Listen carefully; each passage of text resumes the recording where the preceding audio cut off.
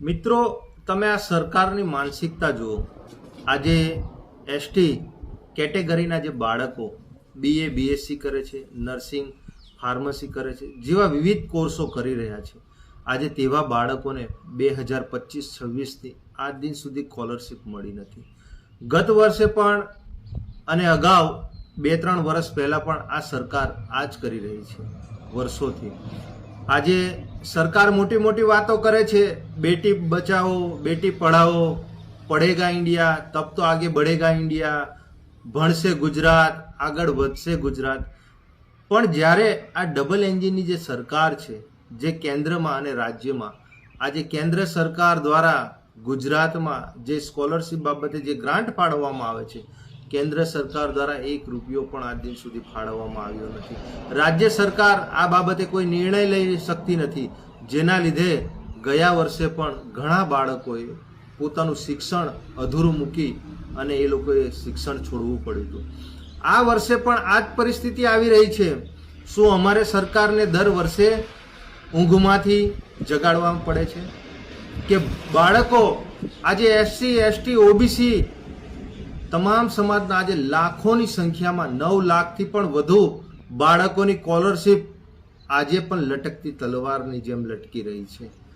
શું આપણા ગુજરાત સરકાર કે કેન્દ્ર સરકારની નીતિ શું આ બાળકોને સારું શિક્ષણ આપવાની ફરજ છે કે નથી? આ લોકોને સ્કોલરશિપ પૂરી પાડવાની ફરજ છે કે નથી? આજે ઘણા બાળકો આ તમારી સ્કોલરશિપના લીધે આજે એ લોકોનું ભવિષ્ય અંધારામય થઈ રહ્યું છે। તમે મોટી મોટી વાતો કરો છો, તમે કરોડો રૂપિયાના કાર્યક્રમો, નવા પ્રોજેક્ટો લાવો છો, પણ જ્યારે શિક્ષણની વાત કરીએ ત્યારે આ સરકાર આ શિક્ષણ બાબતે કોઈ પણ બોલવા તૈયાર નથી। ગુજરાતમાં પેપરો લીક થાય છે, આખા દેશમાં પેપરો લીક થાય છે, અને એની સાથે સાથે આજે સ્કોલરશિપનો આટલો ગંભીર મુદ્દો છે, પોસ્ટ મેટ્રિક શિષ્યવૃત્તિ આ બાળકોને આ સરકાર કેમ આપવા નથી માંગતી? હજુ સુધી વર્ષ પૂરું થઈ ગયું। જો સરકાર આવનારા 15 દિવસ સુધીમાં જો શિષ્યવૃત્તિ આ તમામ બાળકોને જો નહીં આપે, નહીં ચૂકવે, તો આવનારા દિવસોમાં જરૂર પડશે તો બિરસા મુંડા ભવનનો પણ અમે ગાંધીનગર ઘેરાવો કરીશું, અને જરૂર પડશે તો ગાંધી ચિંધિયા માર્ગે અમે વિધાનસભાનો પણ અમે ઘેરાવો કરીશું।